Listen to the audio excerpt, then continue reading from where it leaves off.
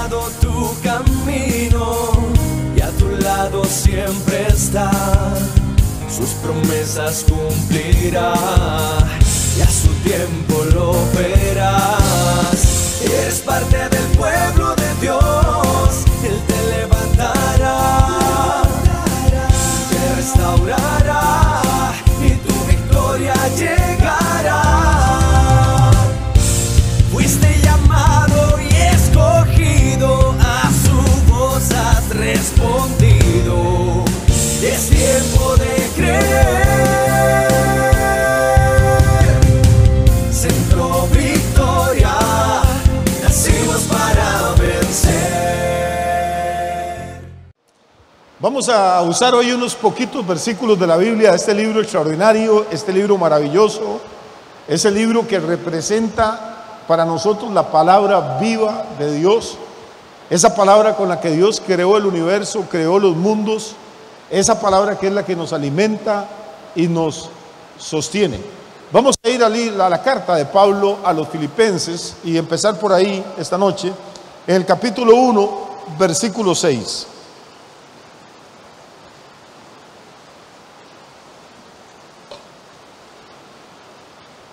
Pablo, escribiendo bajo la inspiración del Espíritu Santo, le escribe a una iglesia que él fundó en una ciudad del Asia Menor, una ciudad de cultura griega.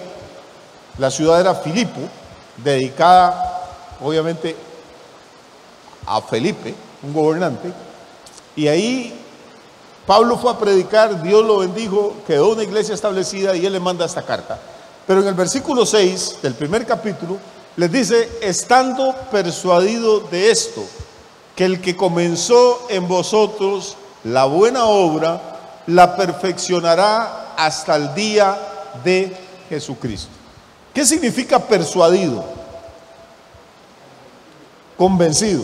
Tengo la certeza total, estoy persuadido de algo, o usted me persuadió a mí de algo, significa usted me convenció.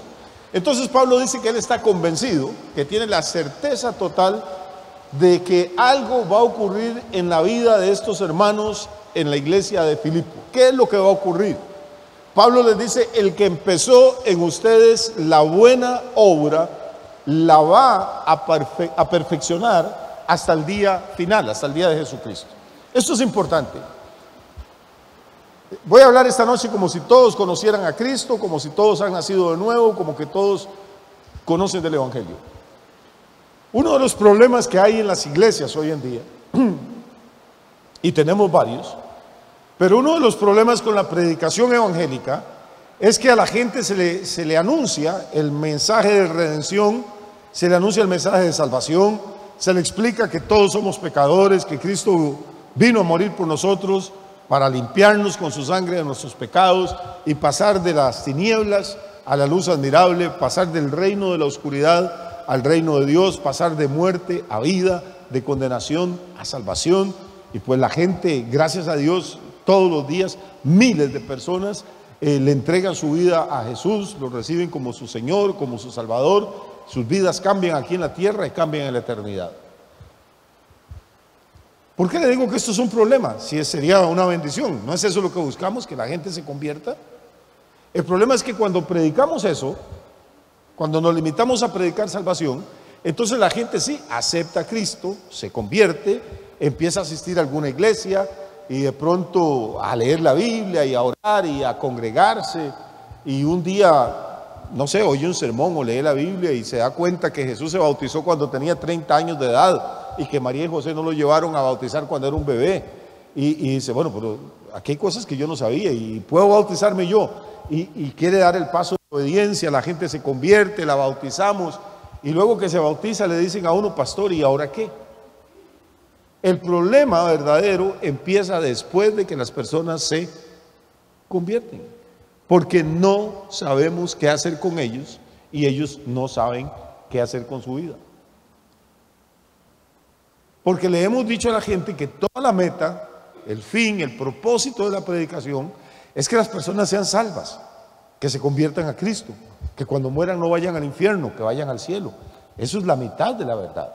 Pero note algo aquí en este versículo, en el versículo 6 de Filipenses, el primer capítulo. dice que el Señor empezó algo en los filipenses, en usted, en mí, en todos los que nos acercamos a Él. Él empezó una buena obra, pero note el verbo es empezó. Y en la mentalidad evangélica, cuando alguien se convierte, ya terminó el asunto. Ya habíamos orado por él, ya habíamos ayunado, le regalamos un tratadito, lo invitamos a tomar café, le hablamos del Señor, lo trajimos a la iglesia, alzó la mano, pasó al frente, oraron por él, se bautizó y creemos que ahí terminó. No, lo que dice Pablo es que eso es apenas el inicio. Porque la salvación, y por favor entiéndame, la salvación no es un proceso, la salvación es un acto. En el momento en que usted se arrepiente y le abre las puertas de su vida a Jesucristo, en ese momento usted pasa de muerte a vida, pasa de condenación a salvación. Es más, usted acepta a Cristo de todo su corazón y en ese momento le da un infarto de la emoción. Qué bendición, porque se va para el cielo fresquitito, sin problemas, sin luchas, sin desánimo, sin tentaciones. Pero repito, en el ideario nuestro, en la mentalidad nuestra, está que una vez que la persona se entregó al Señor, ya concluyó el proceso. ¿Y ahora qué sigue? Pues ir al culto domingo tras sábado, tras domingo, 5 años, 10, 20, 40, 50, hasta que se muere. Y no sabemos qué más decirle. Pero lo que hay que cambiar un poquito el chip, lo que debemos de entender es que la salvación, que es la mejor obra que Dios puede hacer en nosotros, porque Dios puede sanarlo a usted de un cáncer, Dios puede sacarlo de la pobreza, Dios puede hacer muchas cosas por nosotros. Acabamos de cantar que es milagroso, que es poderoso. Pero el milagro más grande que Dios puede hacer en la vida de una persona es perdonar sus pecados, adoptarlo como hijo y pasarlo de muerte a vida. Esa es la buena obra, esa es la mejor obra que Dios puede hacer. Pero Él la empieza con la salvación. Y nosotros la terminamos. Nosotros decimos, ya se salvó, ya está bien. No, dice, estando persuadido, dice Pablo, no tiene ninguna duda, está convencido de esto, que el que comenzó en vosotros la buena obra, el que la va a perfeccionar hasta el día de Jesucristo. Entonces la vida cristiana consiste en la continuación de esa buena obra, en ese perfeccionamiento. Y ahí es donde yo siento que a veces nos hemos quedado cortos. Hay millones de personas en este planeta que viven estresadas, que viven con angustia, que viven aburridos, que no saben qué hacer con la vida, tienen un vacío existencial, tienen una carencia emocional terrible, porque no tienen ningún propósito en la existencia. No le ven a la vida ningún sentido, no van para ningún lado. Lo único que hacen es envejecer, no crecen, no maduran, se hacen viejos. Dentro de un mes más o menos van a empezar a salir miles o millones de abejones por todas partes. Los famosos abejones de mayo. Pero como está un poquito complicado el tiempo, ahora ya los abejones no saben cuándo es mayo y salen en abril. Por lo menos allá en mi pueblo. Y eso es una cosa, a mí me da una pena con esos pobres animalitos. Ellos vuelan por todos lados, se hacen locos. No sé si hay abejones y abejonas, yo no sé cómo funcionan ellos, pero vuelan, se estrellan contra las ventanas, se estrellan con las paredes, caen patas para arriba y el cuerpo es muy pesado y no les permite volverse. Y yo ando dándoles vuelta para ponerlos otra vez y vuelven a despegar y chocan contra la pared. Y para mí es un mes terrible. Qué vida la de estos abejones. Pero cuando uno ve muchas personas, yo paso a veces en la noche cuando voy de aquí, pasamos por algunos lugares con mi esposa, pasamos frente a un bar, 6 u 8 muchachos menores de edad, ni los dejan entrar a la cantina y están sentados ahí en una acera, hable y hable y hable, con una cerveza para los 6 porque no les alcanza ni para comprar.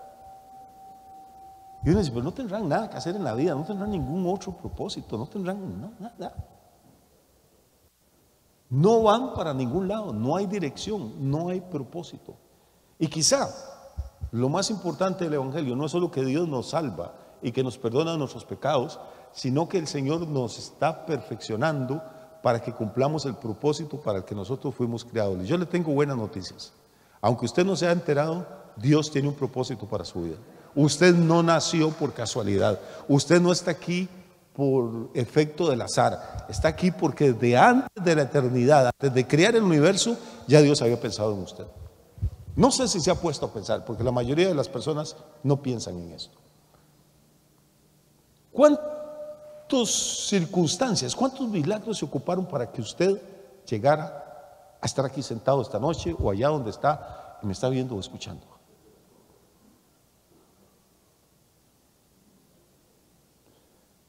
Mi abuelo paterno era de Heredia. Y allá en Heredia fue teniente del ejército de Costa Rica, cuando había ejército aquí, y fue a pelear a la guerra de Coto. Se vino de Heredia, no sé por qué razón, nunca me contó, y se encontró aquí con una señora que tenía mucha sangre indígena, y se casó con ella. Mi abuelo materno venía del Líbano, llegó a San José y se encontró con una señora que era costurera, se casó con ella. Pero él era comerciante y se vino por la montaña a hacer fincas y chancheras y cosas aquí a Pérez Celedón. ¿Cierto? Mi abuelo fue uno de los primeros 3 municipios que hubo aquí. Entonces mi abuela materna cosía en San José y él trabajaba acá. Pero en esa época las familias decían que al hombre había que asistirlo. Asistirlo era cocinar, lavar, planchar. Entonces la hija mayor se venía de San José para asistir al papá, cocinarle, lavarle, plancharle. Esa hija mayor era mi mamá. Uno de los primeros viajes que hizo, mi papá, que no era nada dejado, la vio que no era como de aquí del pueblo, se le arrimó, no sé qué le habló, y mi mamá cayó en la trampa. Ahora, para que yo esté hablándole a usted aquí esta noche, entonces, mis bisabuelos maternos tuvieron que decidir un día salir del valle del Líbano donde él vivía, tomar un barco, viajar a Liverpool, Inglaterra, de ahí viajar a Nueva York, de ahí decidir venirse para Costa Rica, de ahí decidir venirse a abrir una finca aquí en el General, le decían a esto cuando no había nada. Resulta que mi mamá tenía que estar exactamente en el punto donde me contó, hasta la soda, donde había conocido a mi papá, y mi papá tenía que tener los pantalones para llegar y animarse a hablarle, y mi mamá el poco cerebro para aceptar que le hablara. Pero si he hecho una generación para atrás, entonces ya mis bisabuelos paternos eran casi indígenas, ya eran como un 80% de sangre indígena. Y los otros eran musulmanes completos por allá. Y si he hecho allá a la 4ª generación, ya me pierdo, ya no sé. Pero si una de esas personas no se hubiera hallado, no se hubiera cruzado con la otra, se hubiera muerto antes, hubiera nacido en otro pueblo, yo no estaría aquí, yo sería una persona completamente diferente. Y lo mismo pasa con usted. Durante cientos de generaciones de seres humanos, Dios fue tejiendo todo para que usted sea quien es y esté sentado aquí esta noche escuchándome. Si eso no le para el pelo, pues no hay quien se lo pare. No hay absolutamente nada de casualidad. Cada gota de sangre, cada gene, cada cromosoma, cada circunstancia que ha ocurrido en nuestras vidas nos trajo hasta donde estamos sentados esta noche. Y si creemos en Dios y que hay un Dios sabio, poderoso, omnipotente, de planes y de proyectos, entonces entendemos que ese Dios tiene un propósito para cada uno de nosotros. Y que su propósito empieza a arrancar, a coger fuerza en el momento en que aceptamos a Cristo. Pero que eso es el inicio, el que empezó la buena obra en vosotros. Ahora viene la parte siguiente. ¿Y la parte siguiente cuál sería?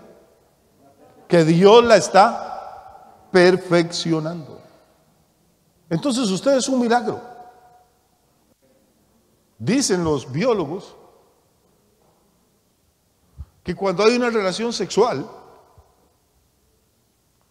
el hombre produce más o menos 300 millones de espermatozoides. Yo no sé quién sacó el rato para contar eso, pero eso es lo que dicen. Contra un óvulo, imagínense, y ustedes no nos consideran. Y de esos 300 millones solo hay uno que medio sirve. Y que nada, y corre y lucha para poder llegar al óvulo. Somos un milagro. Y eso tuvo que repetirse generación tras generación. Ahí atrás, no solo papá y mamá, sino abuelo y abuelo, bisabuelo y bisabuela, tatarabuelo y tatarabuela, ahí para atrás, para que llegáramos a tener el color de ojos que tenemos hoy, la estatura que tenemos hoy, la forma del cabello, todo lo que somos. Es lo que decía el rey David: en tu libro estaban escritas todas aquellas cosas que luego habían de ser, y no faltó ninguna de ellas. Que a mí no me gusta el cabello mío, que me gustaría tener la nariz como los romanos, que me gustaría medir 1,90 m. Ah, sí, claro. Y me gustaría haber nacido hijo de Bill Gates y no de Víctor Jiménez. Probablemente sí. Pero en el plan de Dios y en el propósito de Dios, soy exactamente lo que Dios diseñó que yo fuera. Me guste o no me guste, lo entienda o no lo entienda. Y entonces cuando uno entra en esta dinámica, cuando uno entra en este camino de revelación, entonces la vida le va a empezar a cambiar. ¿Por qué? Porque nosotros somos un milagro en continuo perfeccionamiento. Somos un milagro y estamos mejorando, no por lo bueno que somos, sino porque el mismo Dios que empezó la buena obra en nosotros, Él es el que la va a perfeccionar. ¿Y cuándo la va a parar de perfeccionar? Cuando usted cumpla 20 años de estar en la iglesia, o 30 o 50. No, dice hasta el día final. Nunca vamos a parar de pulirnos hasta el día que venga Jesucristo. Cuando usted cree que ya lo logró, permítame decirle que todavía está bastante lejos. Vamos a ir a Romanos 12, versículo 1 y 2.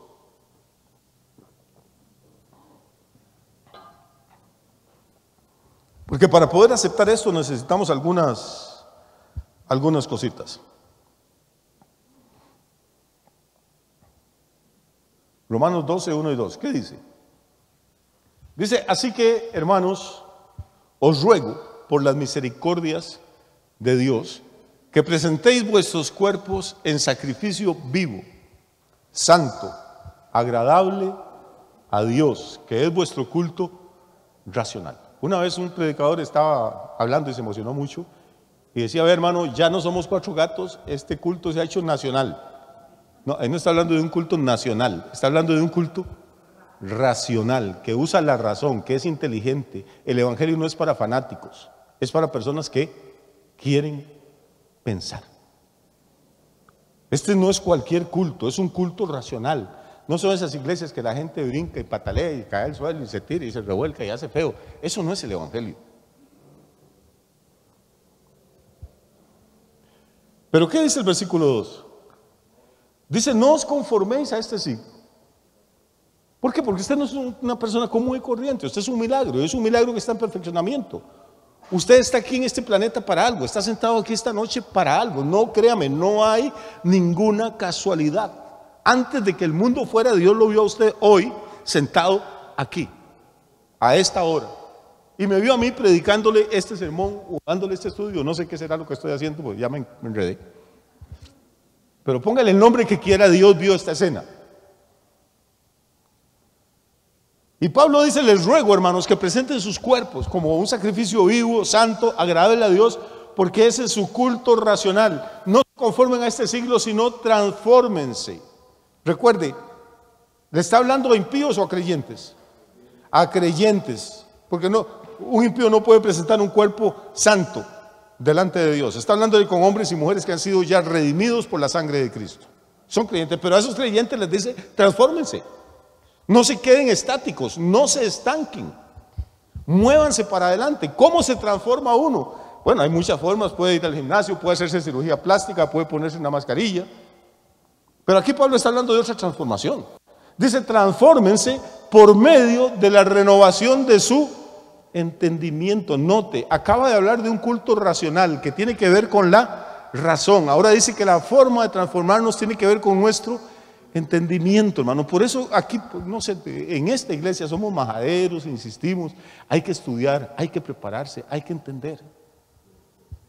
Una vez dije esto y una hermana se fue de la iglesia furiosa conmigo porque yo no era espiritual.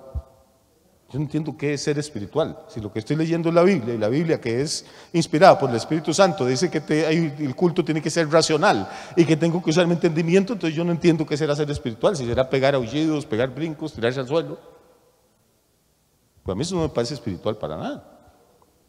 ¿Cómo nos transformamos entonces? ¿Cómo nos metemos en este proceso que Dios quiere llevarnos? Dice: por medio de la renovación de vuestro entendimiento, para que comprobéis cuál sea la buena voluntad de Dios, agradable y perfecta. Yo nunca voy a poder entender cuál es la voluntad de Dios para mi vida, y por eso, repito, hay tanta gente enferma, hay tanta gente desanimada, hay tanta gente vacía en el mundo que trata de llenar el vacío con sexo, con borracheras, con droga, con lo que sea. Porque no tienen propósito. Y aún dentro de las iglesias, seamos honestos, hay personas que están en esa condición, deprimidas, angustiadas. No vamos a mentir y a decir que cuando uno alza la mano todo es coser y cantar. No, seguimos en el mundo y tenemos luchas y tenemos problemas.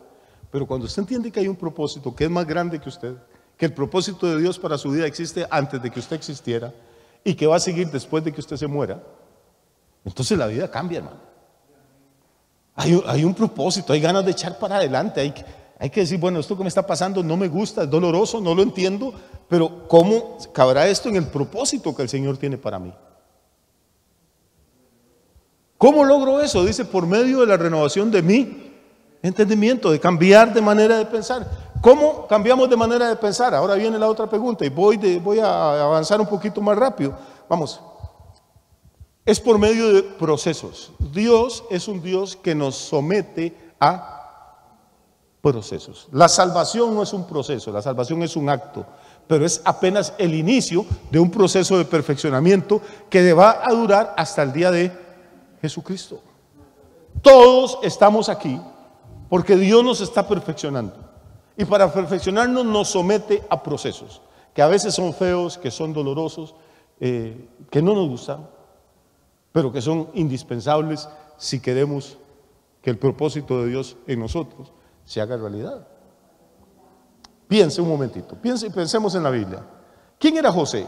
Es un tipo espectacular, José. Para mí uno de los personajes más admirables de la Biblia. Pero en realidad, ¿quién era José? Eso es porque a mí me cae bien. Pero cuando ya uno lo ve objetivamente, José era un muchachito consentido de papá. Tenía 11 hermanos. Y José era un sapo. Andaba viendo a ver qué malo hacían los hermanos y corría y los acusaba con papá. Y papá consentía a José. José no tenía que trabajar probablemente tan duro como sus 11 hermanos. El papá le hacía una túnica de colores a José y a los otros pues, con saco de gangoche. Era como el preferido de la casa. Pero Dios tenía un propósito para José. Y el propósito de Dios es que José se llegara a convertir. José es un tipo profético de Jesucristo en la Biblia, en el salvador de su pueblo, en el salvador de sus hermanos. Que José llegara a ser gobernante en Egipto. Y metido ahí entre las enaguas de la mamá y consentido por el papá, probablemente nunca iba a aprender, nunca iba a desarrollar el carácter que se necesita para tener autoridad y para gobernar un imperio como el egipcio. Entonces, ¿qué hace Dios con José? Lo mete a un proceso. Y en ese proceso sus hermanos lo traicionan, lo venden como esclavo, una mujer lo calumnia, el esposo de la mujer lo mete a la cárcel injustamente, le hace favores a la gente en la cárcel y la gente se olvida de él. El tipo pasa 13 años horribles, horribles. ¿Usted cree que cuando José lo llevaban amarrado encima de un camello para Egipto, iba pensando, oh, gloria a Dios, voy a convertirme en el segundo del mando del faraón? No. ¿O usted cree que cuando tuvo que salir huyendo desnudo porque aquella mujer lo acosaba,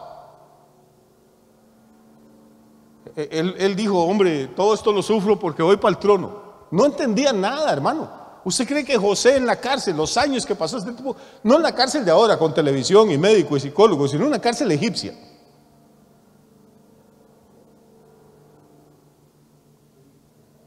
En medio de sabandijas y cucarachas, ahí no había servicios sanitarios, no había letrinas, no había nada, hermano.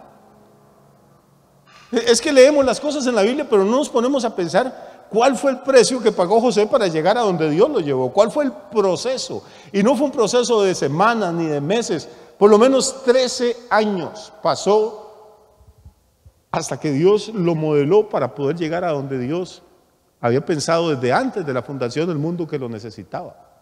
No es lo que a José le gusta, es lo que Dios necesita que José haga. No sé si me estoy explicando.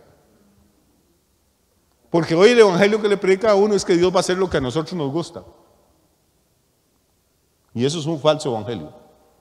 Pensemos en Moisés. Moisés es el líder máximo de la nación israelita, el dador de la ley, el hombre con el que Dios conversaba como hablar con un amigo. ¿Qué hombre tan extraordinario Moisés? Pero ¿quién era Moisés hasta los 40 años, hermano? Dice que desde que nació era un niño hermoso, que su mamá lo cuidaba, lo protegía, su hermana mayor lo cuidaba, lo llevaron al palacio de Faraón, la mejor comida, el mejor vino, la mejor cama, todo era para Moisésito. 40 años.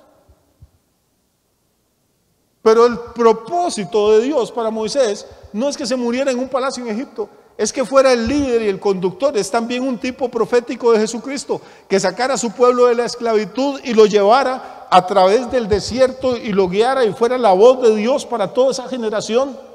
¿Y qué hace Dios con Moisés entonces? Había empezado la buena obra, lo salvó cuando lo pusieron en una canastita en el río Nilo, una canasta de mimbre. Por eso todavía le dicen Moisés a esas canastas que compran para los bebés. Pero Dios dice, ok, ya empecé, ahora necesito formar a este muchacho, vamos a meterlo a un proceso. Y se lo lleva allá al desierto de Madián, hermano, a cuidar cabras. Oiga, sí es problemático cuando a uno lo rebajan de puesto en el trabajo, pero lo de Moisés no fue que le bajaron de puesto, es que estaba en el palacio de Faraón, los faraones eran considerados Dios, pasó de ser Dios a cuidar cabras. Y las cabras son unos animales insoportables. Y ni siquiera eran las cabras de él, eran las cabras del suegro. Ya cuando uno trabaja para el suegro ya está jodido.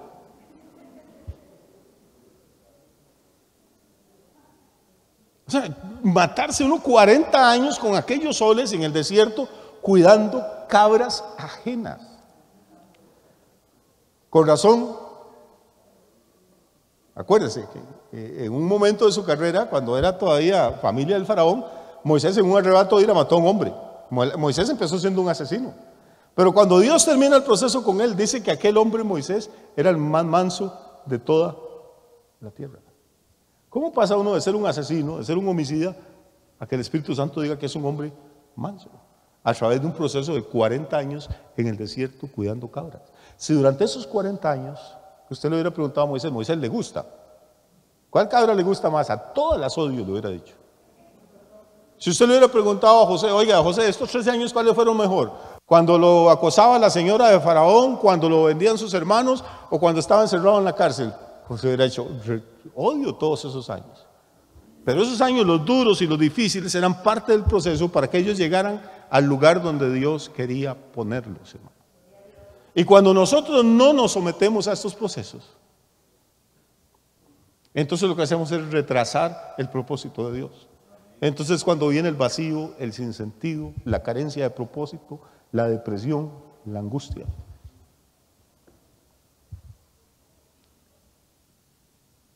Sí, pues tenemos familia, bendito Dios, gracias, tenemos trabajo, gracias a Dios. Pero es que eso solo no nos llena. Fuimos creados para otra cosa, para cumplir un papel en el plan eterno de Dios. Podía seguir hablándole, piensa en cualquier hombre, cualquier mujer de la Biblia. Y usted se dará cuenta que todos tienen que haber pasado por un proceso. Juan el Bautista fue un hombre espectacular. Pero ¿cómo pasó Juan? Vivió sin mujer, en un desierto, en una cueva, vestido con una piel de camello. Ahí pasó casi 30 años de su vida, sin cortarse el cabello porque era nazareo, sin rasurarse, comiendo grillos y saltamontes y miel silvestre. ¿Qué es lo que pasa cuando nos rebelamos contra el proceso? Y esto es la parte triste para muchas personas. Yo tuve un conocido, no voy a volver a decir más, que de hecho era un tío mío, que siempre contaba, bueno, con los 6 años que yo fui al colegio, y ya 6 años de colegio, pues es algo de aquella época. Lo que nunca contaba es que fue 3 años al UNESCO y perdió los 3 años. Se quedó en primero los 3 años. Oye, ahí hay que hacerle para quedarse un año en primero, ya repetir y volverlo a perder. Y la tercera, entonces, no sé si todavía existe esa norma, pero después de perderlo 3 años el curso, ya no lo dejaban más. Entonces se pasó y se matriculó en el nocturno. Hizo 2 años, primero en el nocturno, lo perdió. Y el 6º año, que estaba haciendo primero otra vez, ya lo iba a ganar y le compraron una moto y se estrelló y se rajó la cabeza y hasta ahí llegó. O sea, fue 6 años de colegio, pero no ganó ninguno, no pasó de primero. Entonces la gente le dice a uno, también saca pecho, yo tengo 20 años de estar en la iglesia, hermano, es que puede que tengamos 20 años y estemos repitiendo el primero todavía. Si no nos sometemos al proceso, si no entendemos que tiene que haber un avance, que tiene que haber un perfeccionamiento, que tiene que haber un crecimiento, una madurez, entonces probablemente vamos a tener que sufrir los mismos problemas, las mismas tentaciones y las mismas luchas año tras año. Hasta que no renovemos nuestro entendimiento y comprendamos esta cosa. Estamos siendo procesados, ¿sabía eso? Usted es un milagro, pero es un milagro que está siendo perfeccionado. ¿Cómo? A través de un proceso. Y el proceso no es para cumplir con mis deseos, es para cumplir el propósito que Dios tuvo cuando nos creó y cuando nos redimió.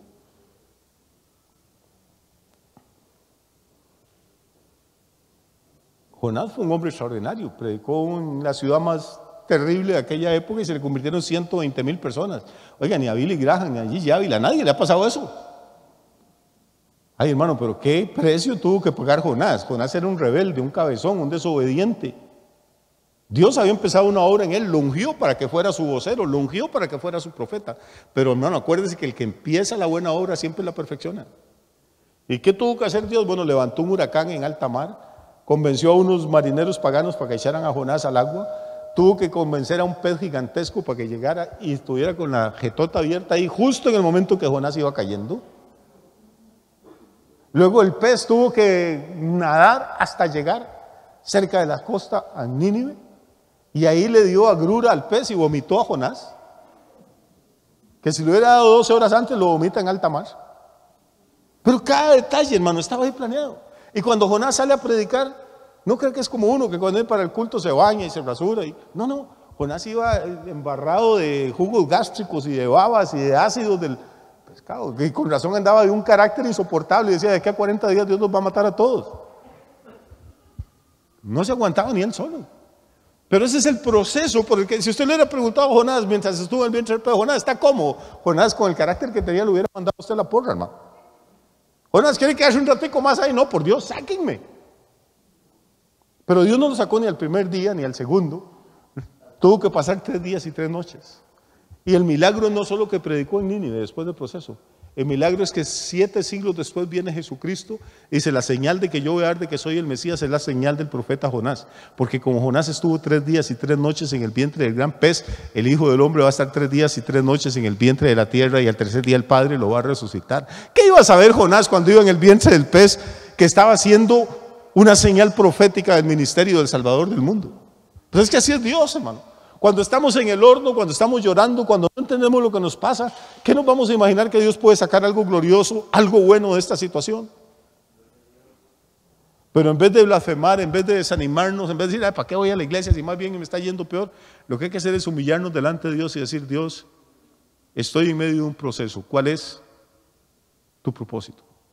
Dame fuerza, porque yo sé que de esto va a salir algo que va a ser bendición para mi vida, para mi familia, para la iglesia, para el pueblo, para las naciones. Porque tú empezaste la obra en mí, no me vas a dejar tirado a medio camino.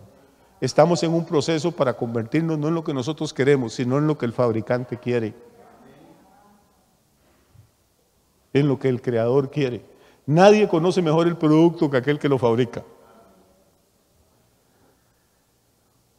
¿Estamos de acuerdo con eso?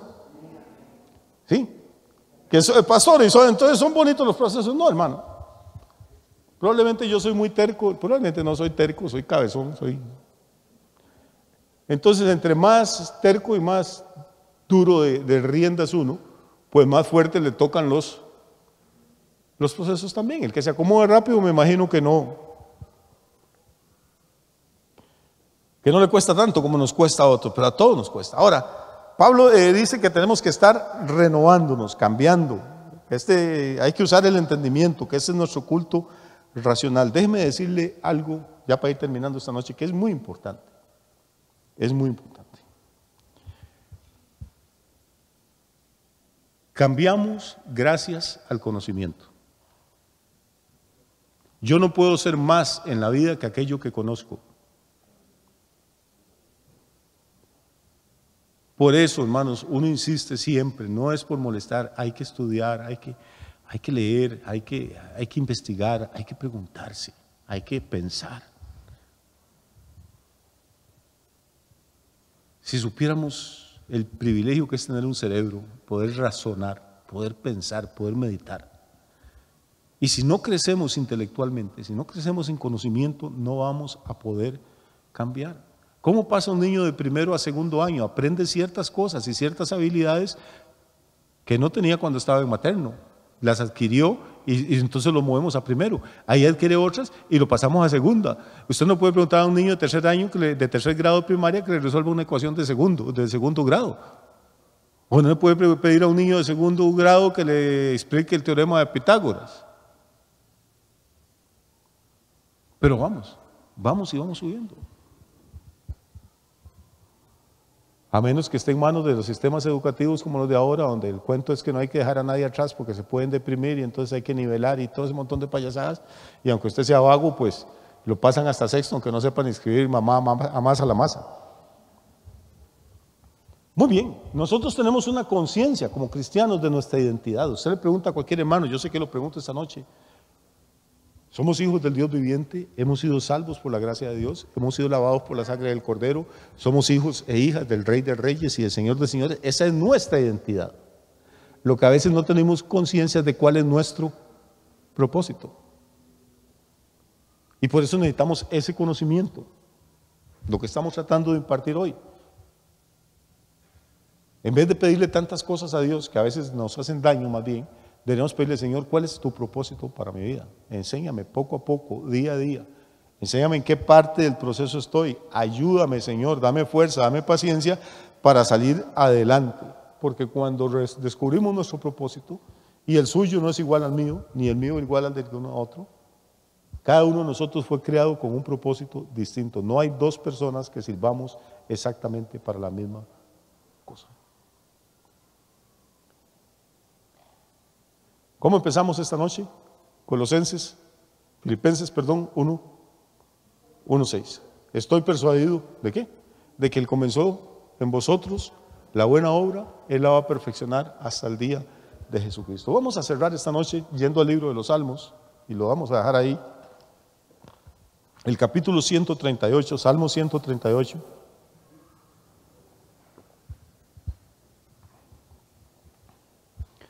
Creo que es el versículo 8, por favor.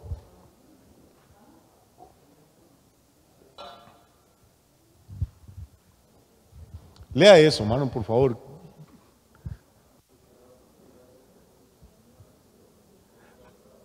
Repítalo, léalo en voz alta, átese con los dichos de su boca. Oiga lo que está diciendo ahí.